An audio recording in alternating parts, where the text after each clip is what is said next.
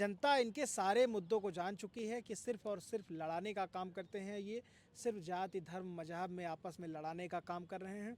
जनता इस बार सारे इनके हथकंडों को जान चुकी है। इस बार परिवर्तन होने जा रहा है। हमारे देश के प्रधानमंत्री ने धीरे धीरे धीरे धीरे देश के लोगों को गुलाम बनाने लगा है। बड़ा शर्म की बात है कि आज कितने 75 साल से ज़्यादा हो गए देश आज़ाद हुए और हमारे यहाँ 5 किलो राशन दिया जा रहा है। उसका इतना भारी बहुमत में, एकदम प्रचंड बहुमत में उसका प्रचार किया जा रहा है कि मैं 5 किलो राशन दे रहा हूँ। तो ये बहुत शर्म की बात है। 70 क्या होता है, युवाओं को रोजगार मिला, किसान को क्या कहते हैं कर्ज माफ हुआ।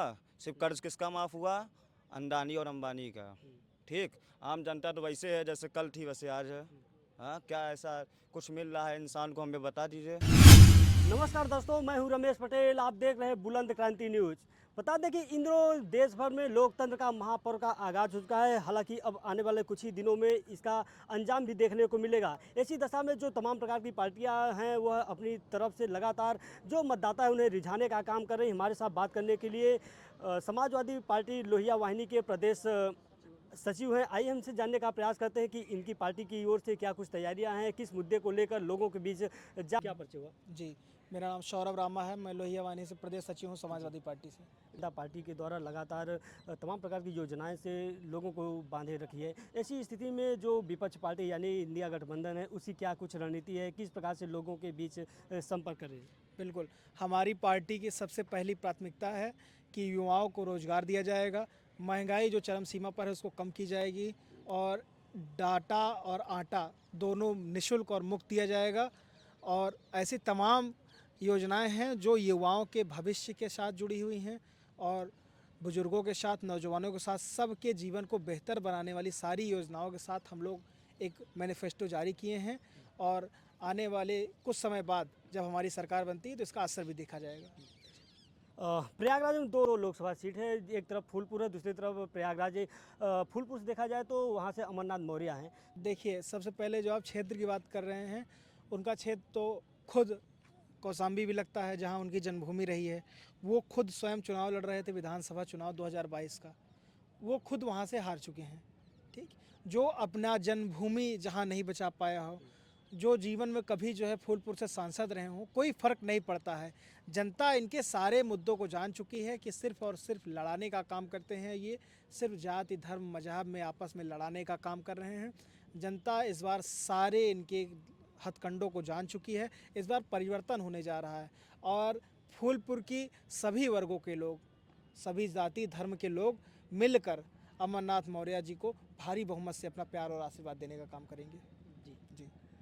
वहीं प्रयागराज की बात करें तो यहाँ से पूर्व सांसद रह चुके रेवती रमन के पुत्र यानी कि उज्जवल रमन सिंह को बनाया गया है कैंडिडेट। ऐसी स्थिति में अगर जाति समीकरण को देखा जाए तो यहाँ पर ज़्यादा बैकवर्ड माइनॉरिटी है जबकि ये फॉरवर्ड रहते हैं। तो उस स्थिति में क्या वहीं अगर बसपा की तरफ से देखा जाए तो यहाँ पटेल बिरादरी से कैंडिडेट उतारा गया है। तो आपको क्या लग रहा है कि क्या कुछ चुनौती होने वाली है। देखिए, आप ये समझिए कि इलाहाबाद लोकसभा सीट से हमारे इंडिया गठबंधन के प्रत्याशी कुंवर उज्जवल रमन सिंह जी बहुत ही पुराने और ज़मीन से जुड़े हुए नेता हैं। वो कई बार उस क्षेत्र से विधायक रह चुके हैं, मंत्री रह चुके हैं। जनता उन्हें अपना मानती है और कुंवर उज्जवल रमन सिंह जी इलाहाबाद लोकसभा सीट के हर एक घर से उनका एकदम जुड़ाव है, लगाव है। वो बाहरी है ही नहीं। और विभिन्न पार्टियों के लोग जो बाहर से आकर, जो कभी करछना बारा मेजा विधानसभा में गए ही नहीं होंगे उधर क्षेत्र में, उन लोगों को भारतीय जनता पार्टी ने टिकट दिया है। और इस बार वहाँ के लोगों ने यह तय किया है कि बहुत भारी मतों से हर जाति धर्म मजहब से उठकर हर जाति के लोग आदरणीय कुंवर उज्जवल रमन सिंह जी को भारी बहुमत से अपना प्यार और आशीर्वाद देने का काम करेंगे। अब इस बार लाखों नए मतदाता जो नौजवान बने हैं वो सब एक तरफा मूड बनाए हैं कि हम लोग इस बार भारतीय जनता पार्टी की सरकार जिन्होंने उन्हें ठगा है उसको हटाने का काम करेंगे और इंडिया गठबंधन को बहुत भारी बहुमत से अपना प्यार आशीर्वाद देने का काम करेंगे। हो या फिर किसानों के लिए एमएसपी हो, तमाम प्रकार की योजनाएं से बांध कर रखी है। फिर आप इस मुद्दे को लेकर लोगों के बीच जा रहे हैं जिसका लाभ पहले ही आम जनमानस को मिल रहा है। देखिए, जैसा कि आप राशन की बात कर रहे हैं तो राशन बहुत, देखिए, बहुत सारी किताबों में लिखा हुआ है या आप पढ़े भी होंगे कि धीरे धीरे अगर किसी को गुलाम बनाना हो तो पहले उसको फ्री की खाने की आदत डाल देना चाहिए। ठीक है, तो हमारे देश के प्रधानमंत्री ने धीरे धीरे धीरे धीरे देश के लोगों को गुलाम बनाने लगा है। बड़ा शर्म की बात है कि आज कितने 75 साल से ज़्यादा हो गए देश आज़ाद हुए और हमारे यहाँ 5 किलो राशन दिया जा रहा है। उसका इतना भारी बहुमत में, एकदम प्रचंड बहुमत में उसका प्रचार किया जा रहा है कि मैं 5 किलो राशन दे रहा हूँ। तो ये बहुत शर्म की बात है और ये लोग समझ चुके हैं कि उनका गुजारा 5 किलो राशन से नहीं हो सकता। आप अगर वो शिक्षित है, उस लायक व्यक्ति तो है, तो आप उसको जो है एक रोज़गार दीजिए जिससे वह स्वयं अपना गुजारा कर सकता है बहुत अच्छे ढंग से। 5 किलो राशन से आप सिर्फ जीवन यापन कर सकते हैं, बस सिर्फ रात में सुबह खाना खा सकते हैं बस। मेरा नाम है शिवा मिश्रा, जिला उपाध्यक्ष समाजवादी पार्टी छात्र सभा से। जी क्या कुछ कहना चाहेंगे इस लोकतंत्र के महापर्व को लेकर? मैं यही कहना चाहूँगा, जो भारतीय जनता पार्टी का 400 पार का नारा है, ये कौन से मुद्दे पे ये नारा लगा रहे हैं कि कैसे 400 पार आएगा? बताइए कौन सा इनका ऐसा मुद्दा है जो 400 पार ला रहे हैं? ये राम मंदिर पहला सबसे बड़ा मंदिर हो राजनीतिक गया। पे नहीं लाना चाहिए इंसान को। धारा 370 आपने देखा धारा होगा। 370 क्या होता है? युवाओं को रोजगार मिला, किसान को क्या कहते हैं, कर्ज माफ़ हुआ। सिर्फ कर्ज किसका माफ़ हुआ? अंडानी और अंबानी का। ठीक, आम जनता तो वैसे है जैसे कल थी वैसे आज है।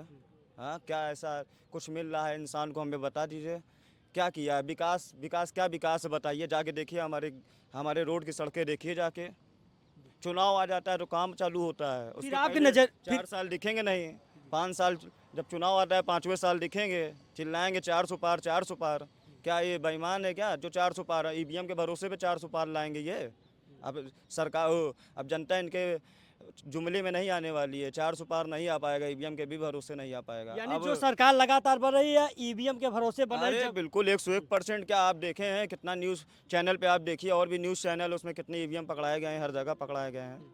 कोई ज़रूरी है? तो तब आप बताइए। नजरिए से क्या कुछ परिवर्तन होना चाहिए जिसकी वजह से इस परिवर्तन यही होना चाहिए, हम सब भाइयों को रोजगार मिलना चाहिए, सरकारी नौकरी मिलना चाहिए, पेंशन मिलना चाहिए, विधवा पेंशन मिलना चाहिए, कन्या विद्याधन मिलना चाहिए, लैपटॉप मिलना चाहिए। क्या मिल रहा है इसकी सरकार में? कुछ मिला है?